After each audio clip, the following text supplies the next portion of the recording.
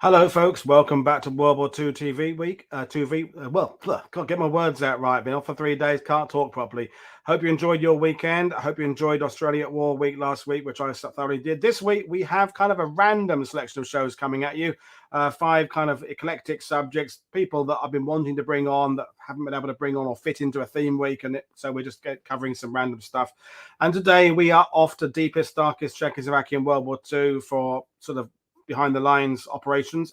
George Bearfield is my guest. He wrote this very good book that I'm holding a copy of there, Foursquare, The Last Parachutist, which is what we're talking about. And as usual, folks, the links to purchase that book are in the description below, as is the link to George's website. And George is a writer, an academic, an engineer, and we are delighted to have him. So good evening, George. How are you doing this evening? Yeah, good. Thanks, Paul. Thanks for having me on. It's I've actually been at the Czech embassy today for Veterans Day, so I'm having a whole day on this subject, which is really good. Well, I was just saying before we went live, I don't think I've really tackled Czechoslovakia in the previous sort of 18 months of World War II TV. I mean, I've been into Romania with a show, we've been into Yugoslavia a little bit, but there's only so much you can do, and it just hasn't really come up. Apart from in passing here and there, it's come up, and Heydrich has come up with regards to the final solution. But yeah, I will like to go and dive into Czechoslovakia fully at some point in the future. So I invite you to be part of that. But before we dive into your presentation, you've supplied us a PowerPoint. How did you get interested in? You've got a family connection, but how did it all come about? Where did your interest come in, and in the special covert operations that happened in Czechoslovakia in World War II? Yeah, well, it's as I say, it's a subject I'm deeply into, and it's a very almost narrow area of interest. But my grandfather, Jaroslav Bublík, he was born in Moravia in 1914. I came to know him when I moved to live near him when I was about sort of 6 years old. And he was just my granddad. But as time came on, I started to realise, why does he speak with a funny accent? Why is he living in Lincolnshire and not in Czechoslovakia? And we always knew that he was, I can't remember how I knew, but I always knew somehow that he was a parachutist, and that he had been somebody who'd done some sort of daring do in the war. And that was kind of as far as it went, really. We were getting on with family life. We weren't, constantly quizzing. And if you ever quizzed him about what he did in the war, he had a very kind of dry sense of humor. So he would shut that down very quickly and, go back to reading his book. And, but the kind of opener in it for me was probably a film which I'm sure a lot of the listeners may be aware of, Operation Daybreak. So this is a film, came out in 1975. And it was based on the book 7 Men at Daybreak by the writer Alan Burgess, who was a British writer. And he wrote the kind of first popular story of the anthropoid assassination, the assassination of Reinhard Heydrich. And it was turned into this film, Operation Daybreak, which is for me, I think is a very kind of gritty. It gets a lot of criticism because it plays with some of the facts and doesn't do things correctly. But I actually think it's a very good in its tone and its lack of sensationalism. And actually is quite a good opening into the topic of what became a very famous, probably Czechoslovakia's most famous story in World War II, the assassination of Reinhard Heydrich by British-trained SOE trained Czech soldiers who were famously parachuted into Prague. Scoped out Reinhard Heydrich, who was the acting Reichsprotector of the Bohemia and Moravia. So, the western part of the state of Czechoslovakia, and they were successful in assassinating somebody who was probably one of the most reprehensible human beings you could imagine or has ever existed. Very high up in the SS and Gestapo, and kind of, seen as a possible successor to Hitler at some point. So it was a major operation. It was a good film. And I remember would have been about 1982. I remember sitting in my grandfather's kitchen. He was in the front room. I was sitting there with my grandma and my aunt and my mum, and they were talking about, there's a film on tonight, and it's about grandfather's cousin, Josef. So my grandfather's name is Jaroslav Bublík, his cousin, Josef Bublík. And it was all in very hushed tones. It was, kind of, this is to do with our family history. And it got me intrigued. I wasn't old enough to watch it because I was only about 9 at the time. But my brother somehow managed to sneak up and watch the film, and he told me about it the next day. And he said, "Oh well, it's about some Czechs who killed this German general." And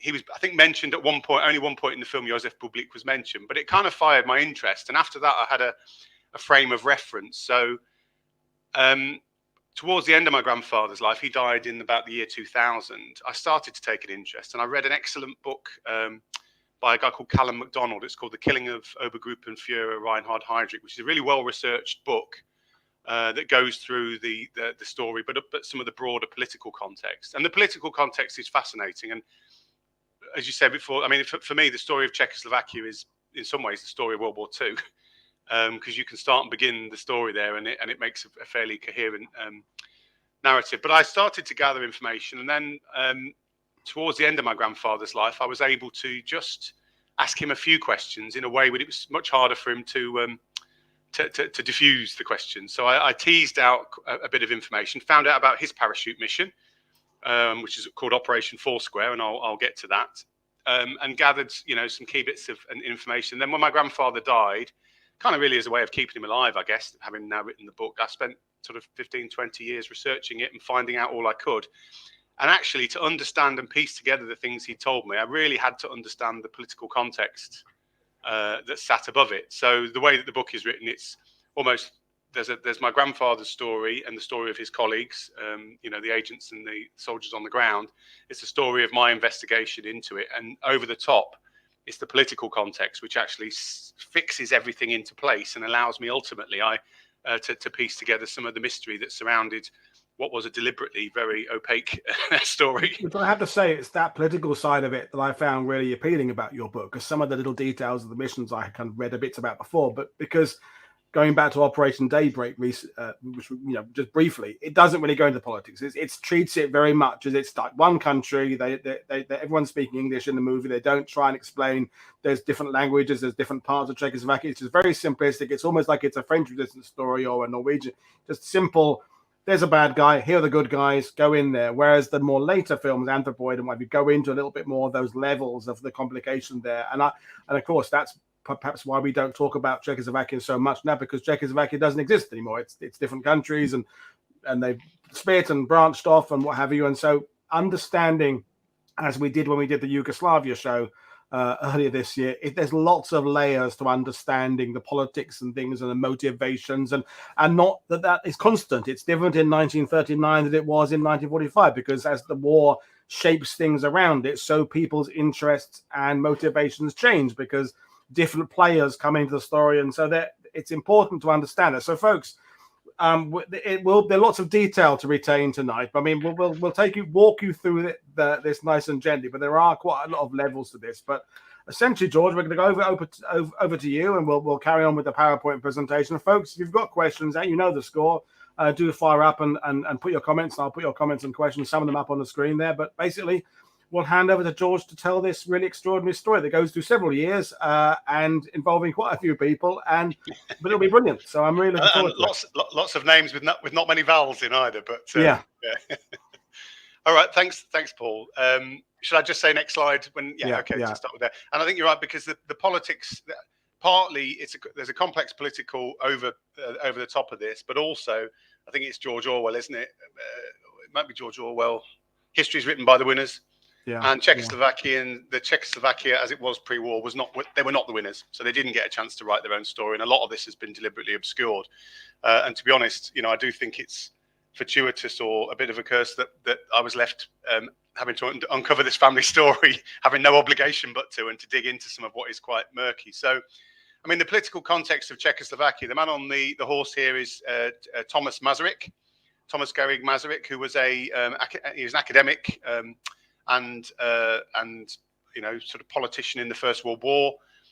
So at the end when the Austro-Hungarian Empire fell apart after the First World War, he saw an opportunity to create Czechoslovakia as from a collection of various states within Austro-Hungary, and really what he tried to do was weave together sort of national Slavic myths with very strong democratic principles based on the American, Declaration of Independence and, the French Revolution. And Czechoslovakia was a very modern, enlightened idea to create a democratic socialist country in the heart of Europe. And so that was kind of how the country was founded between the wars. Next slide. So it was formed from the historic states of Bohemia, Moravia, Silesia, Slovakia, and sub-Carpathian Russia, which is now I think it's Ukraine in effect. So it was born of those states, and its early years were really about establishing militarily, politically, its permanence, because Masaryk and his deputy Edvard Beneš, who came to be president when Thomas Masaryk resigned, they knew that it would be very difficult to maintain the state, so they tried to create model citizenry and have a really, kind of strong purpose to the country. But that sits behind the motivation for everything that comes later, is that the people of Czechoslovakia really believed in the state, believed in its principles and its constitution, and they believed in what it was doing, and they, so the kind of mission statement was clear. Next step. So one of the people it was clear to was my grandfather. He was born in 1914. This is him probably at the age of about, I guess, 13 or 14. He's the one that's 1, 2, 3, fourth from the right. And this is a collection of fourth from the left, beg your pardon. These are Sokol. So Sokol is almost like the Boy Scouts, but for gymnasts. So it was kind of a youth club, but it was one which was quite anti-Catholic in its ethos, because the Catholic state had sort of dominated for many years, and they were trying to sort of free themselves from that a little bit. It was something which was really valued Czechoslovakia, and also was very big on physical, sports and things. And in effect, this was like, I guess it was the counter to the Hitler Youth. Really, this was the almost indoctrination of that young crop of Czech citizenry to be model citizens and to be prepared to fight for their countries. So if we go again in these sort of interwar periods, the picture here is a gentleman called František Moravec. So as part of the birth of Czechoslovakia, that period between wars and their realization that they needed to be on the ball to preserve the country for the future, they invested, Masaryk and subsequently Edvard Beneš realized they needed a really strong intelligence service, because Czechoslovakia's position at the heart of Europe could actually be turned to a strength, it was a good place to gather intelligence about Germany, about Russia, about its neighbors. And so František Moravec was brought in. I think he was a World War I veteran, another academic originally. And he was a sort of career soldier, but he was moved into intelligence at some point in the 1920s. Not seen as a particularly honourable post to be an intelligence person in the military at that time, so a bit of a poison chalice. But Masaryk and Beneš picked well, because he actually modernised what was a fairly moribund intelligence service and made it very effective.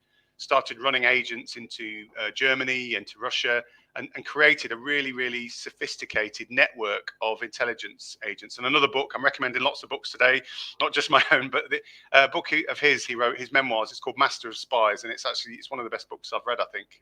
It's an excellent pre-Cold War summary. And as you say, they're in a good position to pick up lots of information. There's also, I'm guessing, an inherent language ability, because there's different languages within the country, and so people who are trying to come to something there would probably have an affinity for different languages, because they border so many countries and so many different countries. So it's kind of an ideal place to be there, to have kind of boots on the ground to find out what's going on in around you, really, I guess. Well, you've hit the nail on the head. And in fact, winding forward, what brought my grandfather to intelligence services, he was a linguist, so he spoke 7 or 8 languages in the end, but certainly knew Russian, German and Czech, and therefore, you're absolutely right. So, I mean, one of the things they did was Moravec started having some real successes. So he gathered lots of information about Germany rearming against the Versailles Agreement, and started to warn people, not just in Czechoslovakia but in wider Europe, about the danger of a resurgent Germany.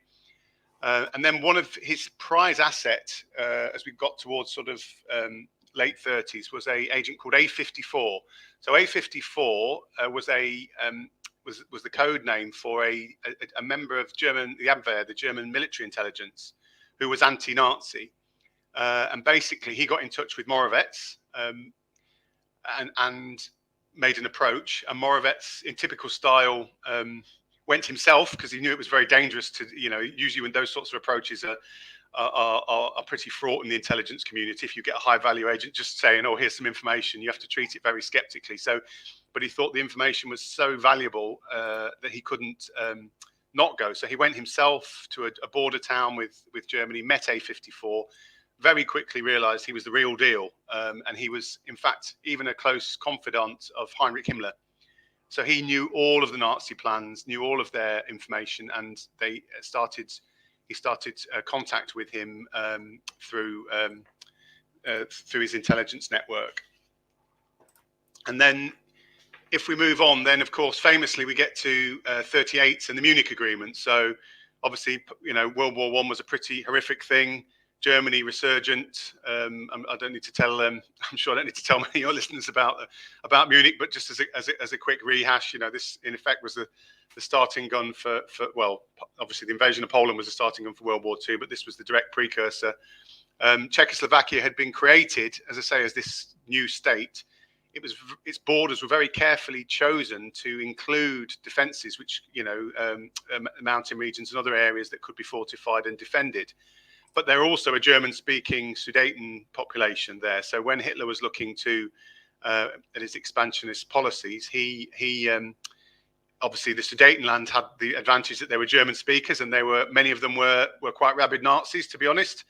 But also in pushing for that territory to be taken over by Germany, he would, in one fell swoop, take away Czechoslovakia's defences, and that's exactly what happened. Neville Chamberlain, Edouard Daladier met with Hitler, Benito Mussolini at Munich, and agreed that Czechoslovakia should cede that territory without Czechoslovaks even being present. So Edvard Beneš by this time had become the president, and he was utterly humiliated by this. He then had a decision to make, which was, should the Czechs fight anyway? You'd say it's suicide for the Czechoslovakia because it had treaty obligations with France. So that in effect, if the Germans attacked the Czechs, then the French should come in. But obviously Munich, changed that. And the British had treaty obligations that they should come in if France comes in. So then there were a lot of people within Czechoslovakia who wanted Beneš to call out the army and to fight, because they'd been preparing for this better than anybody else. They had over 20 divisions of troops. They had, some very modern armaments produced in the Skoda Works, which was the sort of jewel in the industrial crown of what was Austro-Hungary. And they had this sort of crop of citizenry that wanted to fight. So, in effect, Beneš, made the sense what had to be the only decision really, which was that they should stand down. And as a price for that, the Germans insisted that he go into exile and leave the country. So, Czechoslovakia was, the Munich Agreement happened, and it was, as was to be seen, the beginning of the end. Yeah. Next slide. So again, Moravec was in Prague all this time, watching what was happening with a bit of concern, and of course he had his agent A54, who was providing with information about what the Germans were going to do next. So when it got to March 1939, A54 told him that Hitler was planning to invade the rump of Czechoslovakia, and that one of the first places that his army was going to stop off was Moravec's office to get hold of him and finish him off and to get all of his records and his information. So it was at this point that, and there'd been a sort of puppet government installed at the time with Beneš going, and Moravec was getting increasingly frustrated with its leadership. So he told them about this intelligence, and they kind of just, waved him away. And so he made what ended up being quite a momentous decision, which was that he would go into exile. So he took 10 of his best agents and got a flight, contacted Major Harold Gibson of SIS in the UK, and got a plane to Croydon Airport.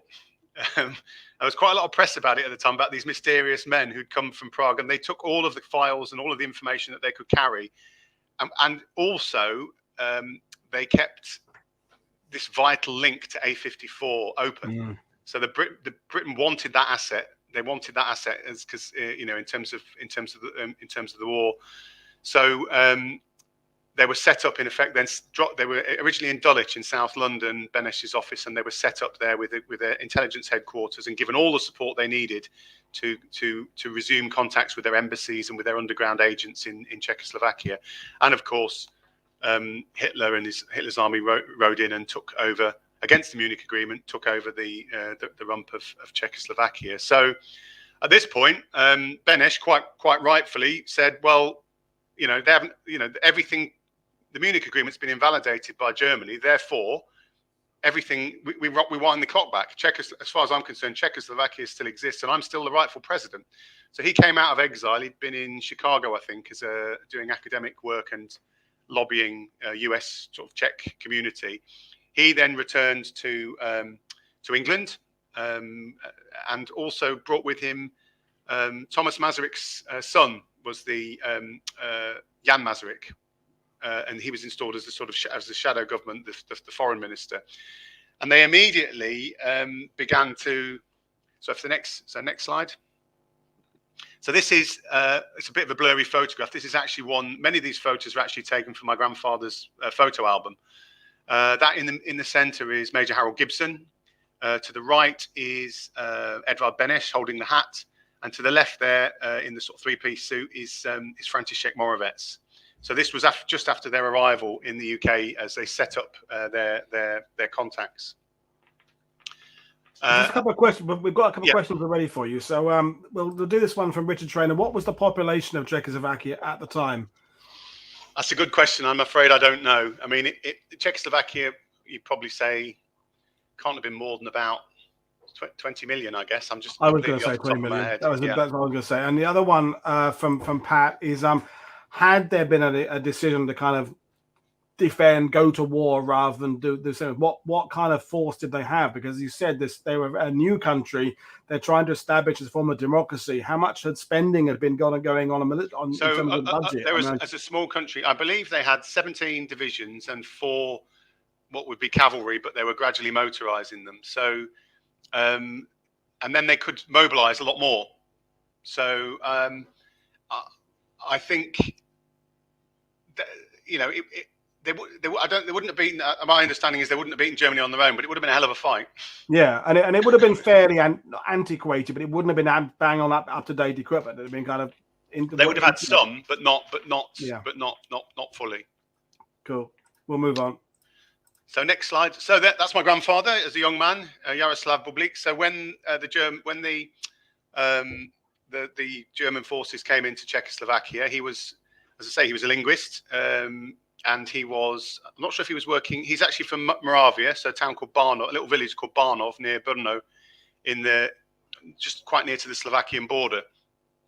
And probably because of his language skills, the fact he could speak German and Russian and Czech, he found himself transported, as many people were, next slide please, to work on forced labour. So he was taken to Kiel. That's gone slightly off there, my dots in translation, but basically on the German-Danish border, he was actually taken on forced labour to a company which I believe still exists, Richard Ditting Rensburg, it's called, construction company, to build a naval barracks. And he did talk. This is one of the things he did talk to me about, which was it was pretty brutal conditions. They were, just thin soup to eat. They worked bloody hard on building these naval barracks. Sometimes they were made to do pointless tasks. At one point, he said he was hit in the head with an iron bar, and he was very unwell for a few days. And this is a case of, in the book, what I do is connect together a lot of anecdotes he told me in his life that I remembered with different points in the story. And there's one story I remember him telling me, which must have been at this point, which is in the book. And there's many of these stories, but one of them that made me chuckle, which tells you a bit about his character, was when he was in this labor camp. He was in the mess room, and there was a big picture of Hitler on the wall. And he said he just got the devil in him, and he went up to one of the guards and said, "Who is that man? I keep seeing his picture everywhere." And this guard apparently went into like a fit of saying, "Oh, this is Adolf Hitler. He's the greatest man in the world. Do you not know who?" And he was calling everyone over, saying, "This man doesn't know who our Führer is." And so he, it's an example. He just got the devil in him just to amuse himself. But and I don't know if that's why he got hit in the head with an iron bar, but it was a pretty brutal regime. And so at about this time, Jan Masaryk and Beneš, and also another of the ministers, I think Prokop Datina, I can't pronounce that, but that was his name. They were all broadcasting on the BBC. And so at this time, there was the invasion of Poland and World War II started, and they were made a call to say any able-bodied Czechs and Czechoslovaks, beg your pardon, get yourself to the French army where you'll be able to fight in Czech regiments and fight for the war that is now going to happen in Europe. And as you can see there, or almost see, he's not that far from France really in the scheme of things, but not very easy to get from where he was over to France. So if we just move on to the next slide, what he did was he left Kiel on Christmas Eve 1939 with 2 Jewish inmates who he'd made friends with. One of the things I think certainly obliged to say really was that he talked about as harsh as the conditions were for him in that camp. He said that the Jewish prisoners, inmates were treated much worse. Really was horrific. And so he left with 2 Jewish inmates on Christmas Eve, and they got help from Jewish families in Germany to get across Germany to Banov. So he went back to his hometown. And at this point, a lot of there'd been student protests about the invasion of Czechoslovakia, famous student protests. I think we've just had the anniversary of famous student demonstrations, and as a response to that, Karl Hermann Frank, who was a Sudeten that Germany had installed as a sort of chief of the army stroke police, had closed all the universities as a response. So my grandfather's cousin, I think he was about 23 at this time, and his cousin Josef was 19, and he was a law student. So he'd quit university, or been kicked out of university because it had closed, and they both found themselves back in Banov at Christmas 1939. And so there were these radio broadcasts being made to say, go and fight for your country. Remember, this is Czechoslovakia that they'd been born to and believed in. And the only route, with Poland having fallen, the only route was a pretty roundabout route through the Balkans to the Middle East. The line that I say has gone off a little bit there. Beirut should be somewhere. I may have moved the image around a bit and lost the line, but yeah. But you get the gist. So they had to go. So they left, and there's a lot of this. This journey itself was pretty traumatic. So the 2 men left. They got shot at by border guards as they crossed into Hungary. They nearly got arrested by the police in Hungary, who knew exactly who they were. But Beneš, through his contacts, had put in outposts at the embassies to help guide people through to where they ended up, which is they finally managed to get across to the Lebanon, where they joined the French Foreign Legion as an outpost. And there was the paperwork held together with sticky paper. That's actually his papers for joining the French Foreign Legion, which says, I think, 28th of January 1940. He and his cousin were taken into the Foreign Legion, and from there they were able to join the Czech Exile Army. They were given other documentation which stated that they were patriotic Czechs and recognized the fact that they were, tried to give them some status. Now, of course, it wasn't a status that Nazi Germany would recognize, but it was at least a piece of paper saying, these people declare themselves Czechoslovaks, and they are, fighting for their country. And so this is, again, one of my favorite pictures. Actually, I've got a copy of it just up here. So my grandfather is on the back of the camel there. And at the front, the guy smiling, the tall guy smiling, is Josef Bublík. So this is somewhere either in the Lebanon or en route from the Lebanon to the south of France. The guy at the front of the camel, his name is Alois or Louis Pischke, who ended up in the RAF in the UK. I actually spoke to him, and his interviews with him form a section of the book. All of these men, other than the local the local men there, are from Banov, which is only a small village. But I remember Alois Pischke telling me with pride that they'd done when they all got to England, they'd done some calculations and worked out that per head of population, more men went into the army through this method from Banov than anywhere else. So it was a great source of pride that Banov was kind of, the most patriotic village in Czechoslovakia. And another story he told me, which is in the book, is which again I pieced together from this time, was my grandfather recounted how they'd actually seen the Indian rope trick performed. And my grandfather was a very rational person, not somebody to given to flights of fancy. And he recounted this story of how they'd seen the famous Indian rope trick, which is it's a conjuring trick where basically a conjurer throws a rope into the air and a boy climbs up.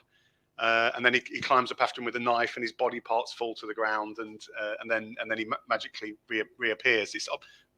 I'm sure it must be some sort of hypnotic trick or something, but he recounted that story. So their whole trek out of Czechoslovakia into exile was quite a journey on its own, and almost worthy of its own book. And just worth mentioning, George, that we do tend to focus on the 39-40 period as whatever our own country was doing, and so the endless debates in Britain are the appeasement and Chamberlain and Churchill, and we were talking about that last week with John Buckley, and America going through their phase, and France is going through its phase, gradually becoming divided and fishy. But every country is going through an entirely different series of events at this time, and we do view it in a kind of through the lens of our own country's experience. And if you're in Czechoslovakia and you wanted to keep on the fight, as we're finding out with your grandfather, there's a convoluted route to get to be able to fight.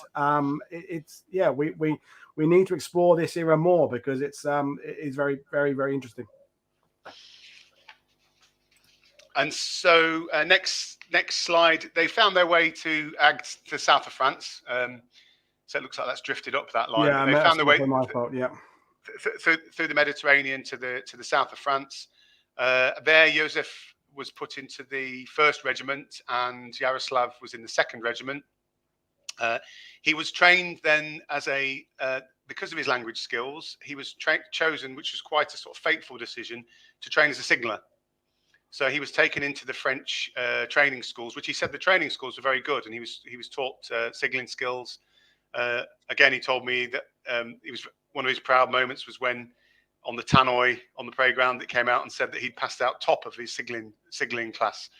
So he'd excelled at that. But at the same time, the Czechs, I think it's fair to say, didn't feel particularly wanted by the French. There was a certain mood that the French had been dragged into this war, and that wasn't something that they particularly wanted. That was certainly the mood. They were given First World War rifles, wooden clogs, old uniforms to wear, but they were determined to fight. And they actually got involved quite late on. So after Dunkirk, 9th of June, the 2nd Regiment, which my grandfather was in, was brought up to the River Marne, just southeast of Paris. And I think 13th of June was their first engagement with the enemy, obviously the Blitzkrieg. I think Italians came into the war at some point around that time. And so what happened was, as they were going up, the French and I think it was Moroccan forces were already collapsing around them because, obviously the Blitzkrieg was no joke. But the Czechs, with their kind of motivation and their desire, fought well and kept getting. They found that the French were retreating and leaving them exposed. So it ended up, and you'll see that's on the left hand. So the journey up's on the right hand side. On the left hand side there is the march, the retreat basically of the 1st and 2nd Regiments. So I think by about the 16th or 17th of June, they had retreated to Nontron, which is just at the bottom of the box there, which is where the 2 regiments joined back up again. And my grandfather told me a story of this forced march, absolutely horrific. He said they marched asleep. So basically he said they just kept marching and they would sleep while they marched. I don't even know how that's possible, but it must be if you're in that kind of situation. It's one of those things I've heard from various nations at various points, and it although it sounds implausible, I've heard it too many times now to discount it. So they marched, and it's a long way. And he said that the morale was very low because they knew that if they were caught by Germany, they would be seen as traitors to the Third Reich, and they would all be shot as of course, and killed. So the morale was exceptionally low. My grandfather recounted a story how one of his close friends basically in a fit despair just stopped under a tree and shot himself in the head, and they didn't have time to bury him. and that's a memory that stayed with him for a very long time. So they marched. Eventually, the armistice was called, and they were disarmed, but they managed to fight their way, almost literally fight their way onto boats. My grandfather and a lot of the men got on a boat called the Road El Farouk, which was on an Egyptian flag, I think. And they managed to fight their way onto the boat and set sail for England. That's a photograph from his album again, and I think that may well be about that time. You can see they're a pretty dishevelled bunch, not particularly enjoying themselves. And so they got onto this. In fact, if you wind forward a couple of slides, there's some more photographs from the next one. These are from my grandfather's collection as well. I'm not entirely sure where they're taken, but this was when they set sail. And if you just go to the preceding slide, and they end up in Liverpool this time. So so apparently the couple of things I noted about the journey. One of them was that there was nearly a mutiny from the crew on board because all their rations got eaten. But they were shadowed apparently by an Italian submarine. And then the other interesting thing, which many of the Czech soldiers recount, is that when they got to Gibraltar, and remember, these are people from a landlocked country, they saw the task force that Churchill had assembled, including the Ark Royal and the battle cruiser, the Hood.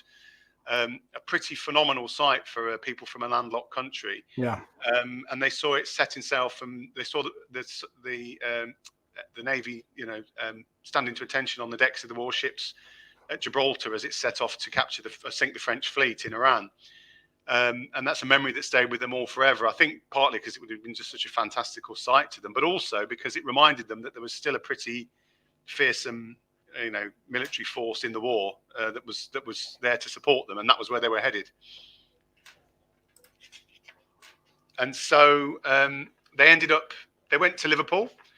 And then they were put in a tented village in a place called Cholmondeley Park in Cheshire, which is a place which I think many of them have fond memories of throughout their lives, and I think some soldiers may even be buried there. So they were put in this tented village, got some much needed respite and recuperation. Remember, they were at their lowest ebb. This photograph taken from that time, my grandfather is in the middle there, sort of fourth from the left, and you can see he's still got his French forage cap on from his previous outfit. And these men are all from the signaling. They're all signalers, and in fact, the guy to the far left there is a man called Jaroslav Klemesh, who I'll talk about in a bit. But he had his mission in the end of the war, Operation Platinum. And next to him is a man called Chestimir Shikola, and he was the radio operator for a radio group called Operation Clay.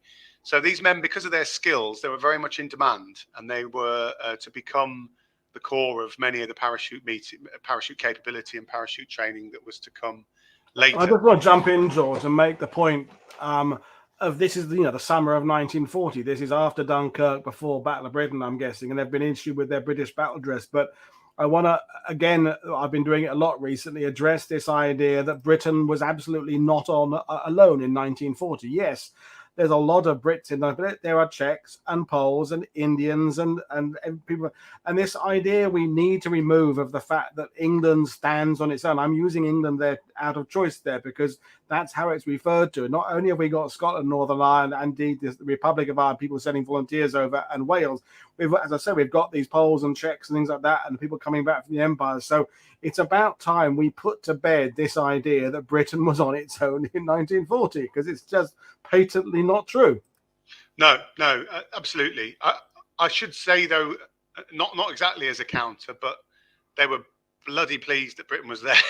Yeah, of course. Yeah. No, absolutely. And my grandfather never forgot the welcome that they were given when they came, and they were treated as heroes. And they were, there was very much the recognition in the population at that time, as you've just said, that the fact that, so my grandfather, when he turned up on, he told me, before I'd seen the film Dunkirk, he told me how they were greeted with jam sandwiches and cups of tea, and they were made to fit, and it was so needed at that time, that kind of validation that you know, and the idea that the war still wasn't over. So you're right, it was a coalition of the willing, wasn't it? And yeah, and indeed, that as you made a good point now, and I had Dr. Guy Bowman on talking about the Indian soldiers, that is that at the time in 1940, the press are doing whatever they can to tell the stories of, look how many countries these people have come from to stand with us and be part of this united effort to stop the Nazis. You know, look how these people have got from Poland or Czechoslovakia or India or wherever it would be, these far-flung corners of the empire and beyond. And so you only got to go back and look at those Pathé clips from that era. And at the time, we were emphasizing the fact that Britain was a place where anybody who was still left in the fight could gather to continue this fight. And this whole Britain alone thing is a post-war construct. It's a post-war, I don't know when it came about and why it came about particularly, but it's definitely not the construct that was going on in the summer of 1940. No, not at all. Anyway, we digress, but yeah. And just back to that picture, another quick little anecdote was that one of the other men that came across on the boat with them was a man who my grandfather described as not remarkable, but a cheeky swine, he said. A young Robert Maxwell called Jan Hock at the time. And so when they arrived, their morale was very low. At the time, there was still the Nazi-Soviet pact. So the more communist-leaning members of, remember, Czechoslovakia's all stripes because of its position, the more communist-leaning members actually didn't want to take part in a capitalist war. And so there was nearly an insurrection, and Beneš had to stand it down. And a little anecdote my granddad told me was, he said he knew Hock because he was mouthy. He said, at exactly this time, he said, Hock walked past one of the senior officers and didn't salute. And the officer said to him, "Why didn't you salute?" And he replied, "I only salute from lieutenant colonel up." That was his wow. That was his example of the insurrection that was going on. And Beneš called out the ringleaders and asked them to explain what they were doing. One of them, this is a story I've not seen written down anywhere. It's a story my grandfather told me. He said one of the ringleaders came and had a piece of paper to read out his grievances, and it was the kind of insinuation was that he'd been told what to say by other parties, and that Beneš apparently went red in the face and tore the paper up and said, you know, don't tell me what's on the paper, tell me what you think.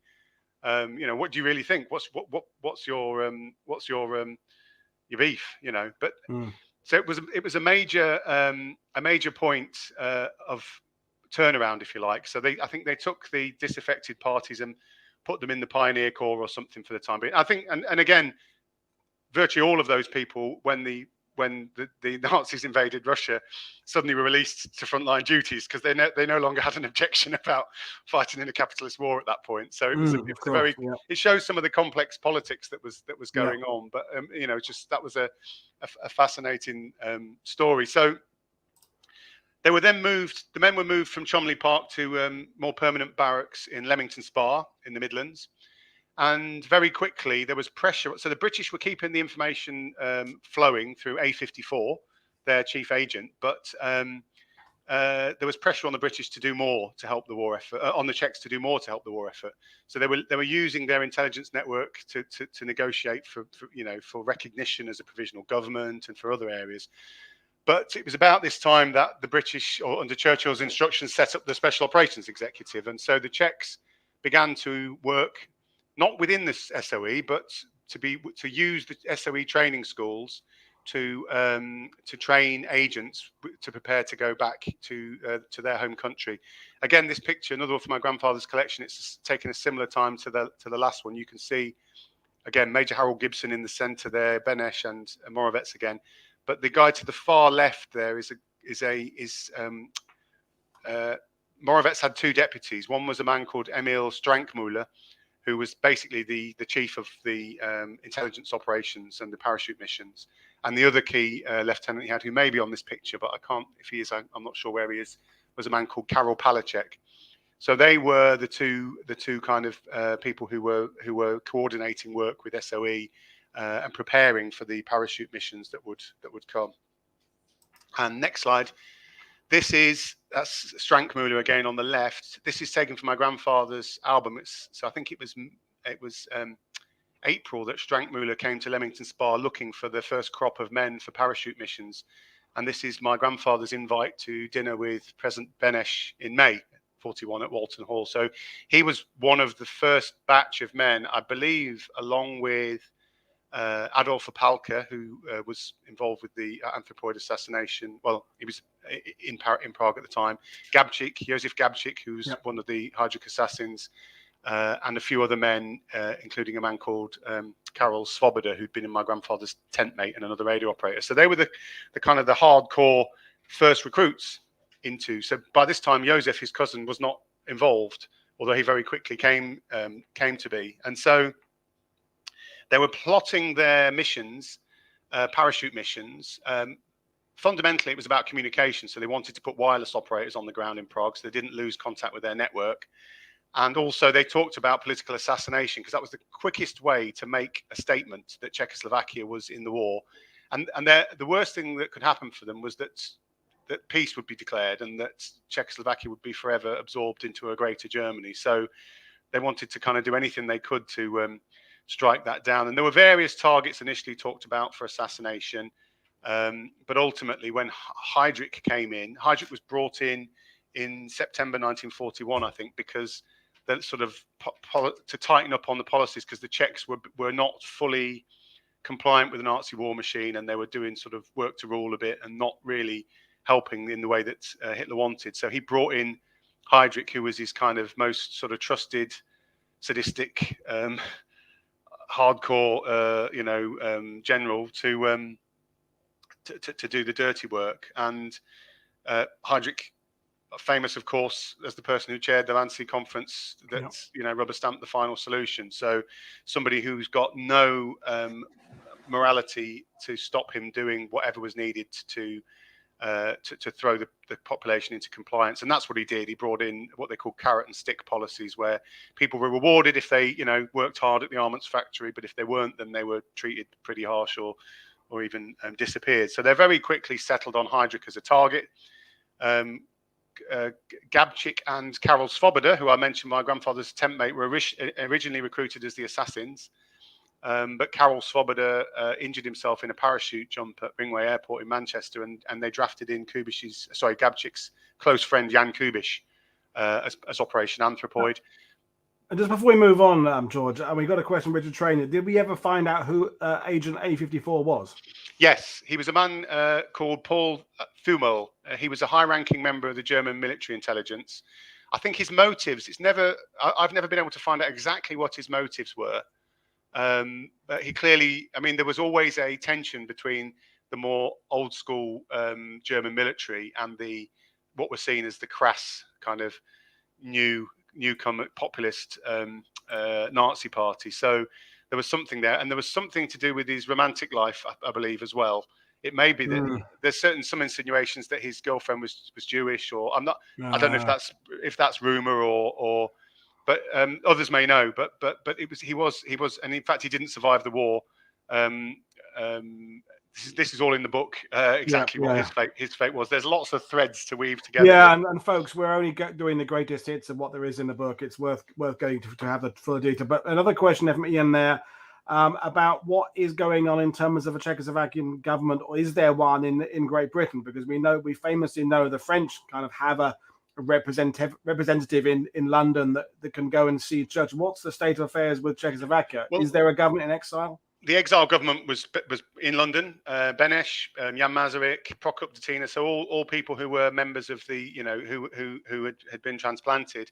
They were originally a provisional government, and that I believe was Jan Masaryk who made the pointed comment, is it our Czech pilots provisionally dying in the Battle of Britain then, was I think his comment. And so they managed to finally negotiate full recognition after the Heydrich assassination and after the Lidice massacre.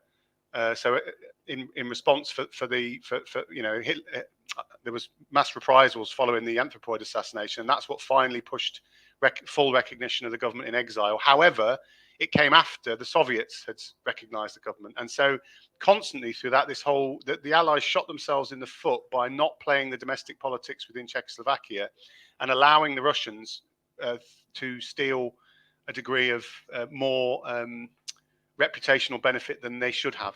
And they played that game very skillfully. I think, it's been said many times, isn't it, that the Allies tried to win the war and the Soviets tried to win the peace, and that was very evident within Czechoslovakia, as I understand it. And this is in our period. We don't want to go down too much of a rabbit hole, but in the period where the British government is being slow to recognise, trust the contribution of the other nations out of various reasons. We see the same thing with what's going on in Yugoslavia and France and what have you. And there's got elements of xenophobia and stuff going on with the British government at the time. Is how much can we trust these foreigners? I mean, you kind of that is a situation that was rife in 41, wasn't it? Famous story, and again, Jan Masaryk, this is all in the book, and the story again related to something my grandfather told me. But Jan Masaryk, Churchill visited the troops at Leamington just before the recruitment for SOE, and Jan Masaryk got a lot of the Czechs to learn. He got them all to learn the Rule Britannia, and they sang it to Churchill just as he left. And it was on that journey back from Leamington that he agreed to recognise the government. So Jan Masaryk was he wasn't a skilled politician or a kind of a planner, let's say, but he understood, sort of that Churchill had an emotional centre, if you like him. And he played to that. Yeah. But unfortunately, even though Churchill approved it, it took some time for them to make it happen in practice, and they got outflanked by the Russians in that regard. But there was a batch of missions to start with. Anthropoid was not the only one. Silver A was, in some regards, the most important one. So Silver A was a mission that was undertaken to the local the local underground, who were in contact with A54 in Prague, had lost contact with A54. And they'd also had their radio stolen. So there were three men called the Three Kings who were in charge of the local network. They were ex-Czech military, and two of them, I think, got caught, and the radio got taken. And there was one man left. There was a man called Václav Moravec, not Moravec, but Moravec, and he went out of contact and he lost his radio. So Silver A was to bring a spare radio, to bring more men to operate it, and to re-establish contact with A54. And Silver A was sort of like the first mission, because Anthropoid, when it was dropped, went underground, staking out Heydrich for a long time. But Silver A very quickly achieved all three of its objectives. And that the problem with that was that then the government in the UK, the provisional Czech government, thought that things were easier than they actually were. And started to send more and more groups, when actually it was a man called Alfred Bartosz, I think, who was the sort of commanding officer of the drop parachutist groups, was sending back pretty pointed messages saying, don't send any more men, because we can barely look after ourselves. But because they'd succeeded in that mission, they kind of took that with a pinch of salt and kept sending new groups. So Anthropoid and Silver A and Silver B were sent in December 1941. Outdistance, which was an operation to sabotage the Skoda works, and Zinc, which was an operation to build a resistance network in Moravia, were sent in March 1942. And then April 1942, there were two sabotage missions, Bivouac and Bioscope, and Operation Steel, which was to send another radio operator and spare crystals for Silver A. So there was a flurry of missions. Each one is a fascinating story of its own, and they're all interlinked with this idea about creating this intelligence network on the ground in Czechoslovakia. Now, in a way, George, we're damned by the fact that the Anthropoid one became so famous, aren't we? In the sense that there's a lot of people out there, I'm sure, who are watching, who are aware of that, either through the movie versions or just because of reading about it. But it has meant that with the attention on that, these other missions have just sort of, as we often talk about in World War II TV, they're falling through the cracks, and one mission has become the one. To cut a long story short, though, Anthropoid was so successful, and Silver A was a success, Anthropoid was a success, but because of Anthropoid, or in parallel with Anthropoid, all the others failed, and virtually every single man, all the people died or were killed. But that's a story in itself, though. Whether they succeed or fail is the story of them being set up. Is as in, doesn't matter what happens with the missions. It's the fact that I'm sure there are people who didn't know about who just think that the only operation, the only time we ever dropped parachute was in Czechoslovakia was Anthropoid, and of course, as we're going to find out, or we are finding out, it's one of several, and whether or not they succeed or not is neither it is not, that's not relevant to the interest value they should have. No, not at all. And in fact, each one is a human tragedy of epic proportions.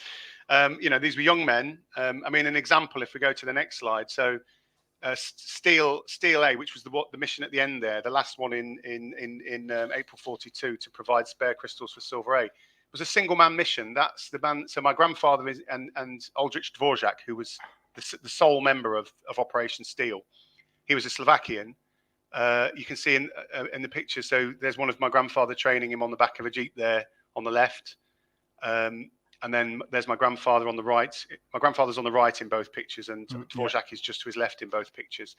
He was sent, lost his equipment because it was dropped, and it was uncovered by a farmer in the field as he went to pick it up. He survived the Heydrich assassination. He was still alive at the time of the Heydrich assassination. Managed to get to the Slovakian border because he wanted to go, and Slovakia was obviously not part of the protectorate, and so was safer territory, and he had family there. But he was shot. He was caught in, I think, July 42 after Heydrich had been assassinated, and shot by border guards. 18 years old. Wow. At the time. And it's worth touching on the fact as well, you talked about it earlier about Heydrich being sent to Czechoslovakia. When we look at the various countries Germany has, let's say, a presence in, because there's occupation, there's how they treat the population, what you as a member of the population of that country are able to do in terms of passes to go places varies from France to Belgium to Netherlands to Czechoslovakia, and you can't treat free movement in one part of France with free movement in somewhere in Czechoslovakia. It's a different game. The way the authorities stamp down on things is different. And basically, the further east you get, the shittier it gets, I suppose, is going to be the rule of thumb, I'm guessing. Yeah. I mean, and so it was an incredibly harsh environment for these men that were dropped. And, and there were very little help. And as the reprisals for the Heydrich assassination, started to land, it got harder and harder to find people who would offer them support. Yeah. And that's just human nature. That's because the reprisals were, as I say, the Nazis were not, they didn't have any constraints on how horrific they were prepared to be. So this is bivouac and bioscope taken just before they left, and that's Josef Bublík on the top right. So it was a sabotage mission. They were sent to sabotage power lines and railway stations, and the next slide shows just bioscope. So that's Jan Hruby on the left and Josef Bublík, both Moravians, and the leader was Bohuslav Kuba.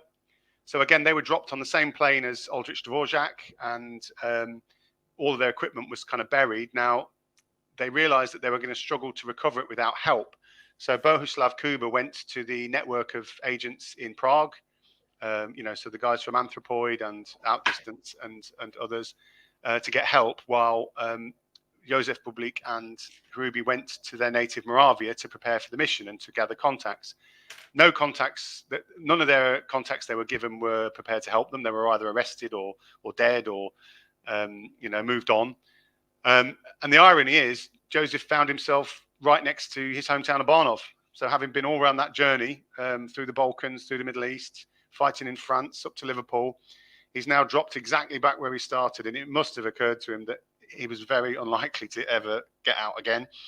That must have dawned on him. And it was very similar for Hruby because he was a native to the area as well. So they discussed whether they should go to their families for help, and they decided actually very wisely not to, because they knew that would compromise their families. And in some cases, agents did go and make contact with their families, and their families didn't, were caught and didn't survive. So it's a pretty grim story. Obviously, there's the famous story of the Heydrich assassination, which I'm sure most people know. Gabčík and Kubiš waited at a hairpin bend on Heydrich's regular journey through Prague. He slowed down. Gabčík had freshly assembled a machine gun under his coat and, revealed his machine gun to shoot Heydrich, but unfortunately the gun jammed. And then Kubiš threw a hand grenade at the back of Heydrich's car, which blew it up. And pushed horsehair into his spleen. He didn't die for several days. It was touch and go. He got the top Nazi, I think might have been flown to Germany, but he had top Nazi surgeons looking at him, but they couldn't save him. And he died in agony. And then all hell broke loose. So, police. So remember, all of these various parachute agents were all in a network of houses in Prague, run by the women of the Czech Red Cross, in effect. So again, this is a very male story because that's the story that history is told. But remember, these were young men. The sort of maternal support and female support was there in the home population, and it came from. And the figurehead for this is a lady called Marie Moravkova, whose own son was involved doing some of the parachute work and had gone to help pick up some of the parachute equipment. And she was a sort of figurehead and member of the Czech Red Cross, providing these safe houses and providing this sort of sanctuary for these men. But with the police dragnet and everything that was going on, the space for them to hide got smaller and smaller. And in the end, 7 men, so the 2 assassins, Gabčík, Kubiš, Josef Bublík, and Hruby from Bioscope, Valčík, who was from Silver A, and Opalka, and who had been part of Operation Outdistance, which was the failed one to the failed mission to destroy the Skoda works, and a man called, I think, Jaroslav Svark was the other. He'd actually been parachuted in afterwards on another assassination mission to assassinate a guy called Emanuel Moravec. There's a lot of the names that cross over here, who was kind of like the sort of Lord Haw of Czechoslovakia. So these 7 men found themselves famously in the church crypt, St. Cyril and Methodius Church in Prague. I'm sure a lot of people listening will have been there. I've been there a couple of times. It's definitely a must visit place if you're in the Czech Republic or in Prague. All preserved as it was at the time, and they were there for some days, finding sanctuary, and then basically in the end, with all of the reprisals that happened, including the massacre at Lidice, a couple of the parachutists who weren't with them turned. So one was a man called Karel Čerda, who was Opalka's teammate from Outdistance, and another young man called William Gerrick, who was the radio operator from Operation Zinc. And in fact, one thing my grandfather did tell me was he trained Gerrick, because he trained a lot of the radio operators. He was kept back to train them at this stage. And he said he wasn't fit for duty, but they were so desperate for men that his report into him was overruled, and he was sent anyway. So, I think I know we're pushed for time, and there's a lot to get through. So I'm wondering, Paul, whether I should speed through some of the stuff on the Heydrich assassination. I think the stuff, particularly about this, and then we'll get through to your grandfather's story. Really, I think most people watching are familiar with all this and the tragedy of Lidice, and we've talked about Lidice on the show anyway. We've done that, we've covered that once. But we'll move forward a bit. But yeah, that picture was of Josef Bublík and others being identified by Karel Čerda outside the church. It was a horrific story, as I say, and the next couple of pictures I'd done really were just an example of, for me, why my grandfather never talked about this, and this was because it was his entire peer group that was wiped out. He was originally selected for these missions, but he was kept back to train the radio operators. So he'd seen not just his cousin, but his closest friends killed. And the photo there of him with a group of men is again radio operators, and the man above him, just to the man whose head is my grandfather's in the centre there. The man just above him there with the sort of his head poking out the top was a man called Ivan Kolárik. He was one of those missions. He was separated from. He was outdistanced with Čerda and Opalka. He was separated from them and arrested in a prison cell and took his cyanide tablet because he didn't want to be tortured, didn't want to give them up. So, as you say, that these stories, are pretty horrific. The next one was again just another picture of my grandfather with Oldrich Dvorak, who seemed to be a bit of his protege. He's the young man that died at the age of 18 in Slovakia. So there were all of these men were killed around about that time. But for my granddad, the war went on. So yeah, before we just move on, we need to remind ourselves as well of just it's not that Czechoslovakia is a tiny place, but it's not a huge, great place. And the center was, of course, Prague. And with the devastating repercussions of this and all the money being offered for information and the pressing of family members, and this in one kind of foul swoop kind of removes pretty much the entire resistance network of Czechoslovakia, doesn't it, in a sense? I mean, Yes. When we talk about somewhere like France, something happening in Lyon isn't necessarily going to affect something in Paris or somewhere else. If the country was big enough to kind of absorb some major hits when the Germans broke into certain parts of the resistance network. But in Czechoslovakia, kind of all roads led to Prague in that sense. And this was just a devastating outcome that had to then, and they've got to then rebuild on it. They still want. It was, but they did rebuild it, and this is that's the story that, of course, is the meat and potatoes of your book. Is that life went on, hope went on, resistance went on. Yeah, I mean, it did cripple them, but they did progress. So my grandfather had moved at this point from training agents to working at something called the VRU, which was basically, it was about 15 men in a little Nissen hut, so you can see the bottom left there, in a farmer's field in Hotcliffe near Leighton Buzzard. And it was equipped from Bletchley, Codebreakers Centre. There were about, as it says there, 12 radio telegraphists and others. And their job basically was, through Morse code telecommunications, they were in touch with the embassies and with the underground agents. So they would literally be, so when, the radio operators from Silver A and others were communicating, it was with this small group of men. So my grandfather was and his colleagues there were intimately connected to everything that was going on, because they almost could telepathically understand what was happening. So they were tuned in to the noises. They knew which radio operator it was from their tone. They knew when the radio operators were speeding up, that they were frightened that the Gestapo detection vans were just around the corner. And similarly, when the messages were suddenly cut short, they knew that wasn't a good sign.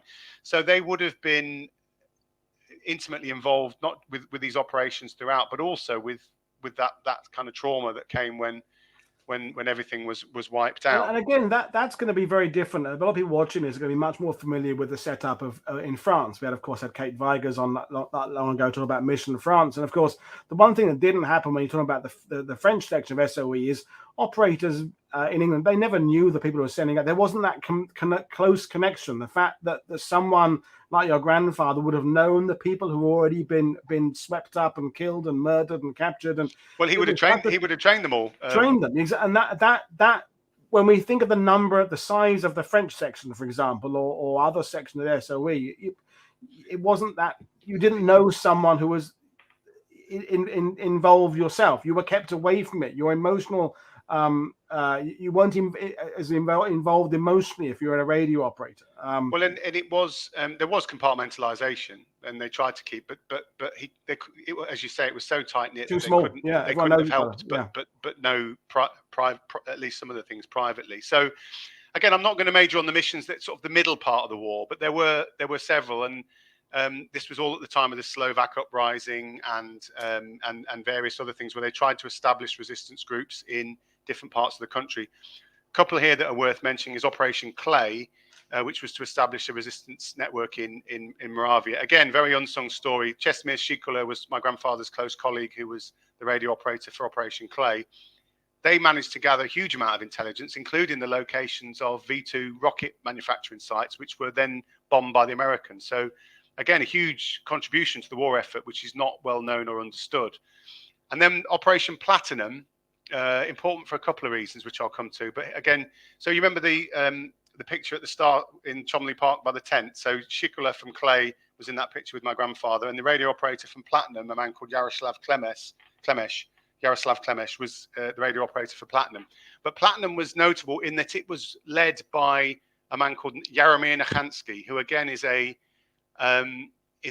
hugely important figure, unsung figure, because in a parallel universe, he would have been the democratic, in some ways, could have easily been the democratic leader of Czechoslovakia.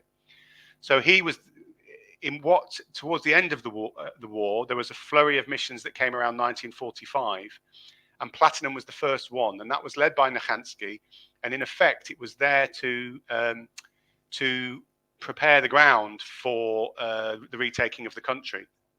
So there was a flurry of missions.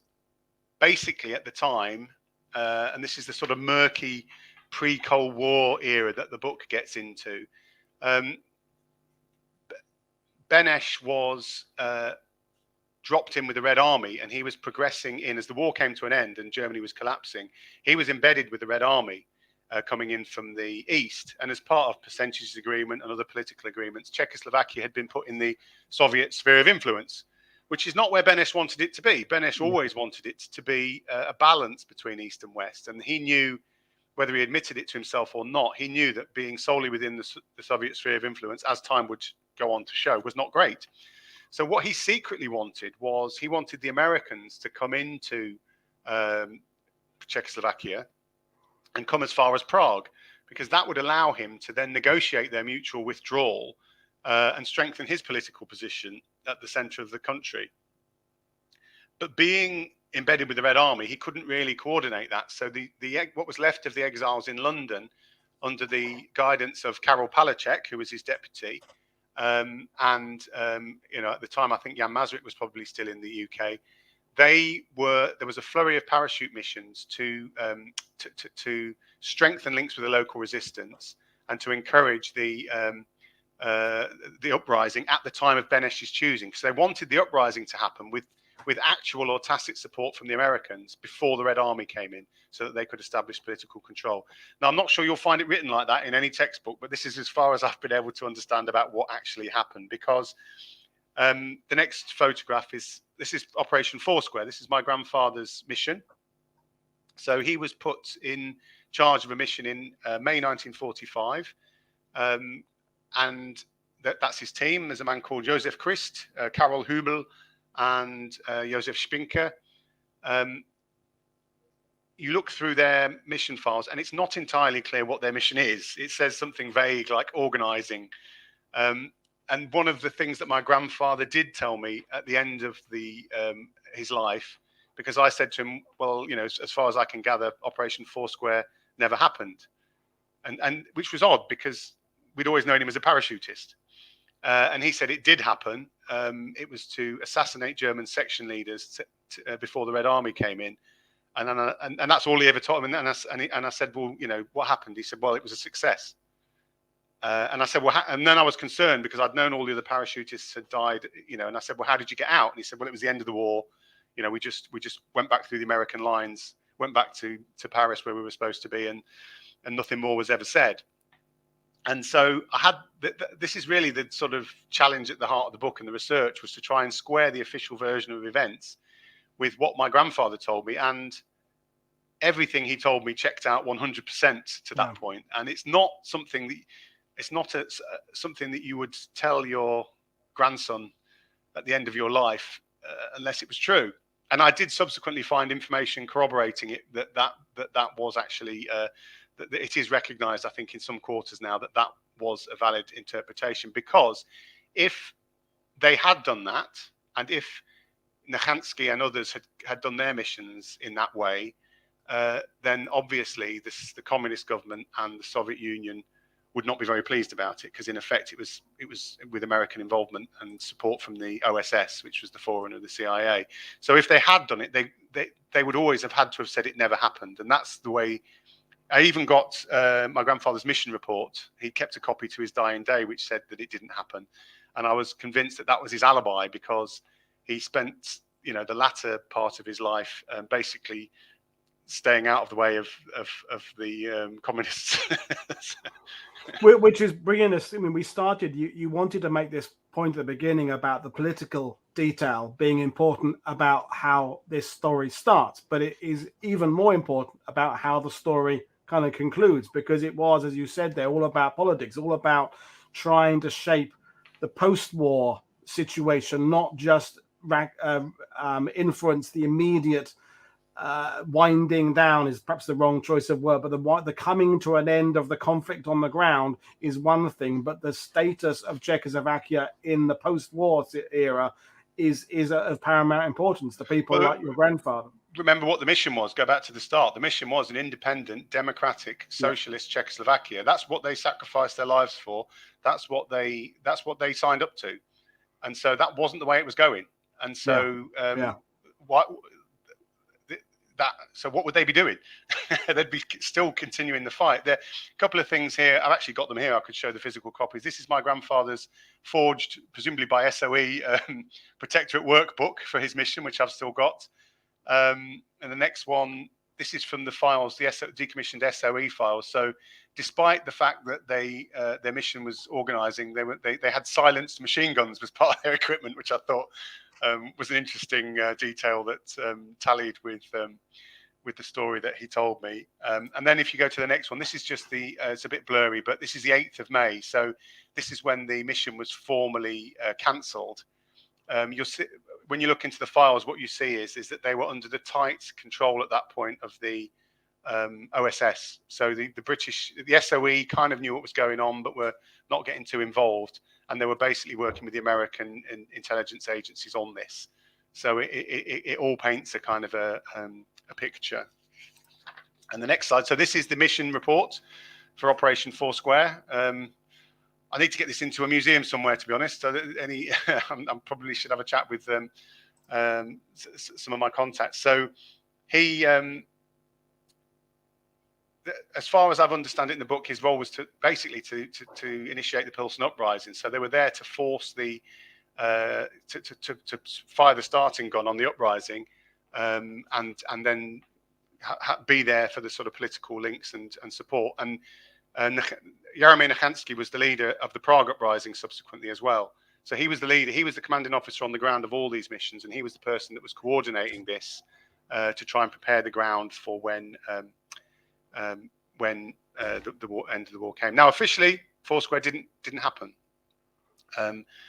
But then my grandfather, at the end of the war, when the war had finished, my grandfather was initially in I think he was based in Yugoslavia for a time in the Foreign Office, working for Jan Masaryk. Subsequently, then in Prague, but he was moved as time went on. He was moved to the US-occupied quarters of Berlin, which would seem to be quite a safe place for him, away from communist intrigues. And that was where my mother was born in 1947, and he was there, as I say, part of the I think sort of almost like the early days of the United Nations. So he was sort of headed for a political and diplomatic career. But all this time, the communist government was gradually asserting control through a series of intrigues. Benes was kind of forced to be at the top of the pyramid, but was increasingly sort of feeble. His health was giving out, and you know, it's covered in the book, but there's lots of stories about the sort of communist subversion of Czechoslovakia, which came to a head in February 1948. So the next thing is quite interesting. So Jan Masaryk that's broadcasting to the BBC. This is something I found in the files, which is a promotion that my grandfather got in the Foreign Office. The date is instructive. This is the 20th of February 1948, which is one day before the communist coup. So Jan Masaryk has decided to promote my grandfather, presumably to give him a little bit of extra political capital at this quite important juncture. And of course, a matter of about 3 weeks later, Jan Masaryk was found dead in his pajamas in the courtyard of the Foreign Ministry of the Czech Republic. It really annoys me with what I know about this when I read people coming up with stories about how he wasn't thrown out of the window. I mean, you know, there's enough water under the bridge now that I think we can be fairly confident and fairly honest about the fact that he was thrown out, that the communists didn't want him and he was thrown out.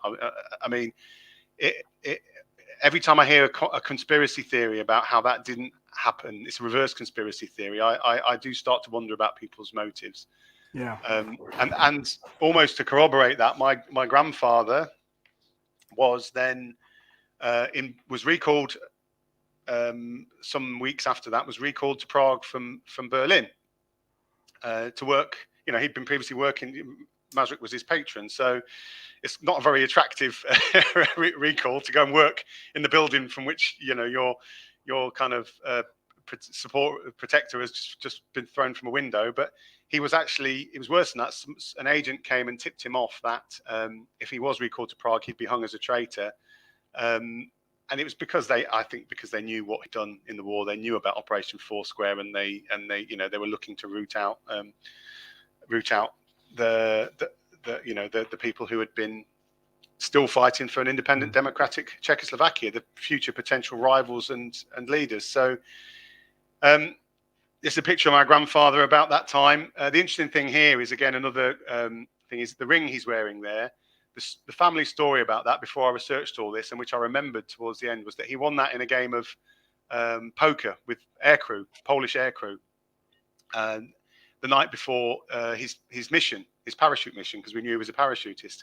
And the story was that he'd won at poker, and just before he jumped out of the airplane, one of this Pole had given him this ring in payment from his debts, because he thought that he would most likely never see him again.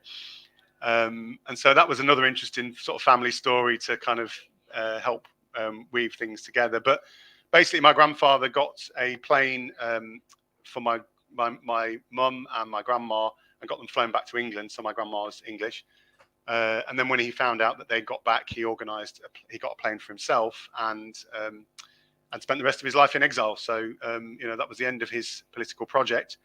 This is a picture I've got recently. So the good thing about the book is now people know that I'm interested in this subject, and I've linked up with all sorts of people. So the leader of Operation Clay was a man called Antonin Bartosz. So again, not the Bartosz previously, but another Bartosz, and he's actually the man on the far right of this picture. His son Tony he lives in the States, and he sent me this photograph. These are a collection of the men from that final group of parachute missions. So there is Rudolf Panicki. The man on the far left is Jaromir Nechanski. He's the guy who was the leader of Operation Platinum. And they're here, presumably this is sometime not long after the war. As you can see, they're outside the church of St. Cyril and Methodius, where the bullet holes are still there from the Heydrich assassination. This is a political statement, just this march. The men were frightened. The communists were frightened of these men. These were the natural leaders, the men who'd been there and done it, had sacrificed everything to fight for their country. They were a threat, and they knew they were a threat. And for me, I look at this picture and I see them spoiling for a fight to take their country back off the communists. That's what I see when I see this picture. And if you go again to the next picture, perhaps inevitably, there's Nechanski in 1950. He was taken to trial in April 50 on charges of conspiring with the US against the communist state. And he was executed in June of 1950.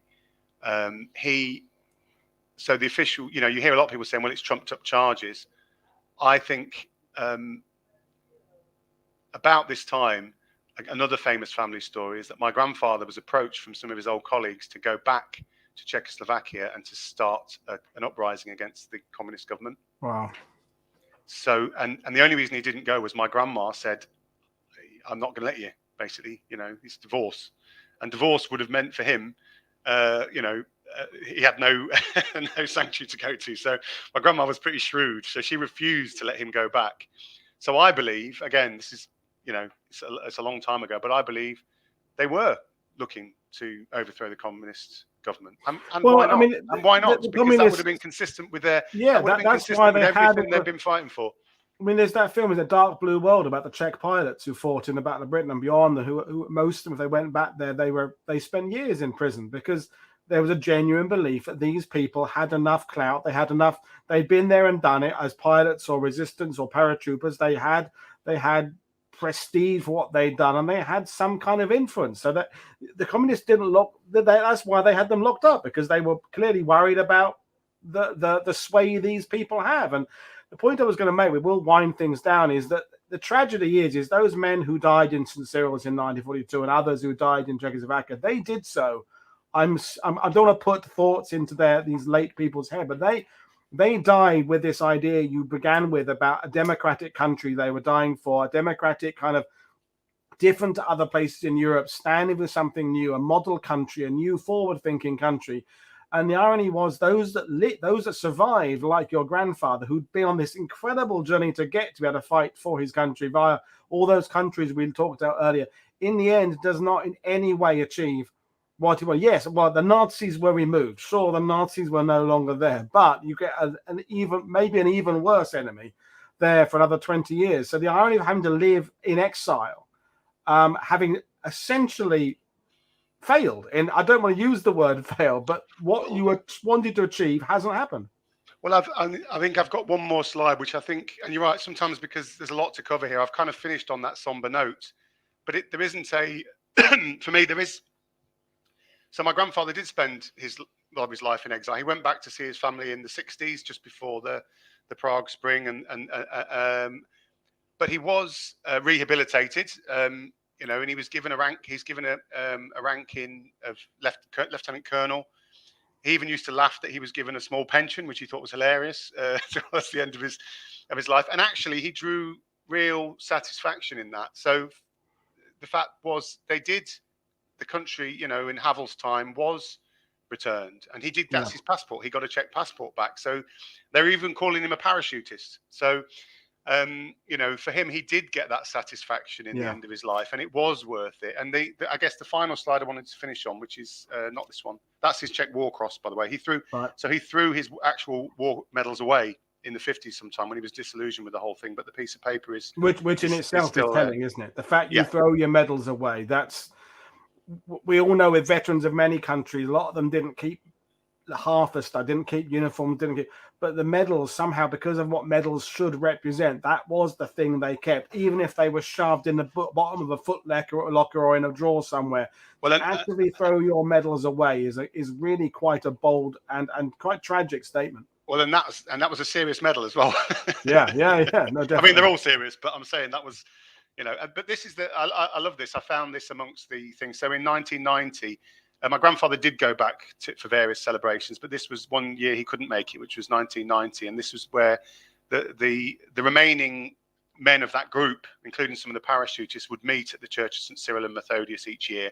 And this is a postcard that they sent him, and you can see some of the names on there. I think Klemesh is on there. You can see Rudolf Panicki is there on the top sort of left, third one down.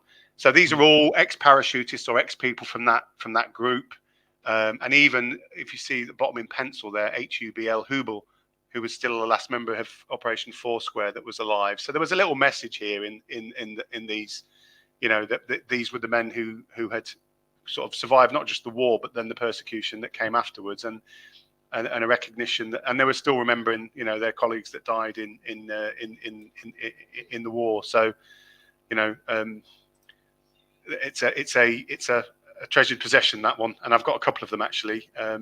So I think there was, tough as it was, I think there was a degree of validation at the end, and there was a degree of recognition that ultimately it was worth it. And obviously Czechoslovakia split in the early 90s, but still that they did manage to throw off the and I haven't been to Prague myself, but a lot of friends have been there. Amazingly thriving city that is a popular destination for many people, and it's taken a long time. And it's the kind of thought I want to kind of close on is this idea we all have these from our nationalistic point of views, that when World War II began and when it ended, and if you're Japanese or Chinese, it's the 1930s. If you're American, perhaps it's 1941. If you're Polish, it's 1939. And then the end period, how it leads to the civil war in Greece and the breakup of Yugoslavia. And as we found out now, it takes a long time, essentially, for Czechoslovakia to become a free more than one country, and as we have now. So it's taken a long time for them to reap the benefit of the resistance they made in World War II.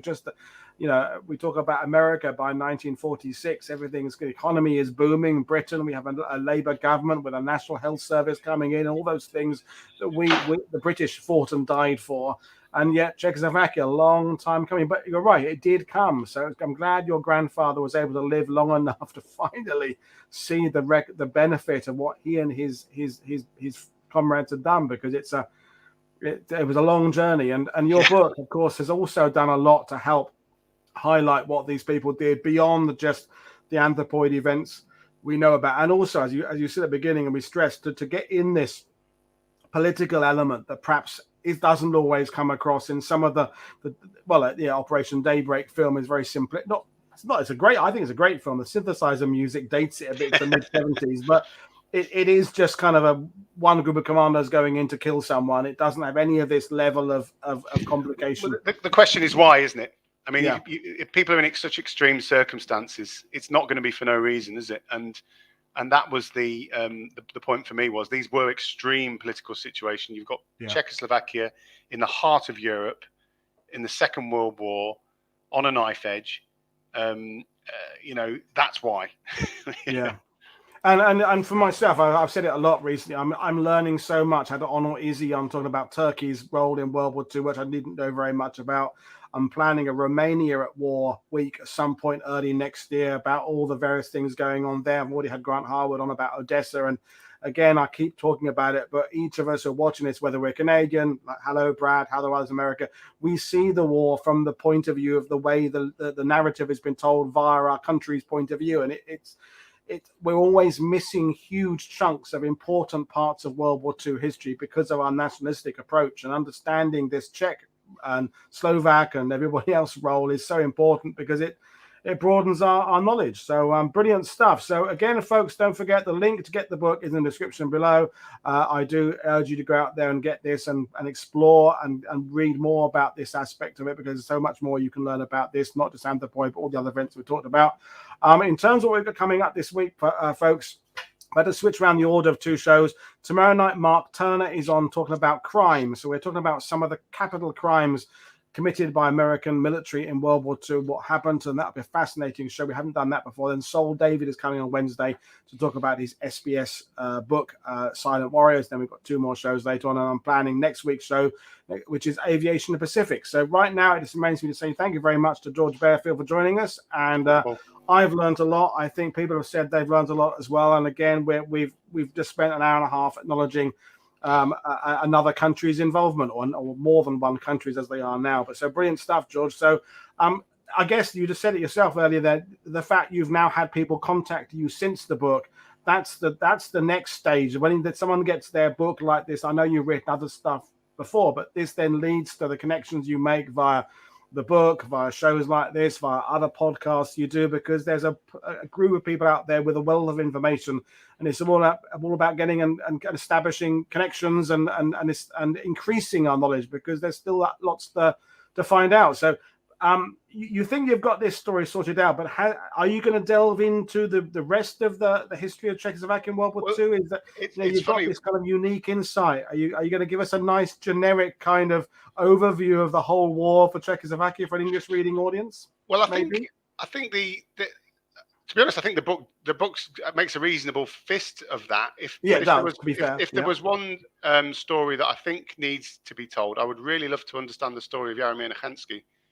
I scratched the surface of that story. He was obviously a close, colleague and in effect my grandfather's, CO towards the end of the war. I would love to know more about his story, and I would love to know more about, because again, nobody was around to tell the story deliberately. This story was fudged. It was given a kind of communist slant, and therefore it's taken a long time to put this into its proper place. What I have seen of Nechanský's story is it's a story that really he's somebody who should be much more widely known, I think. So if there is a story there, then that would be where I would look, because it would tell me more about my grandfather's story as well. Yeah. And again, interestingly, one of the people I'm in touch with, as well as people like Tony Bartosz, is Anita Moravec, who's František Moravec's granddaughter. So again, the fact, if my grandfather knew that that when we were talking, I'm sure he would have got a real kick out of it. Kick out of that. Well, brilliant stuff. Well, I've thoroughly enjoyed talking to you, and we'll bring you back again to elaborate on something else with regard to this subject. But right now, folks, this is Paul Woodard for World War II TV. I will see you all again tomorrow. Don't forget to share what we're doing on social media. Please consider becoming a patron to help us continue making these shows and bring them to you all through 2022 and beyond. And not just me, Brad's on this day in Canadian military history. His website is a fantastic resource. The YouTube channel, brilliant. So try and think about supporting people like myself and others who are bringing you this history, because it's through us we can bring you people like George, and then you can find out more history. So please do consider supporting us as and when you can, and go and buy that book. So cheers, George. I will see you next time. This is Paul Woodard. See you all tomorrow. Cheers, everybody. Bye.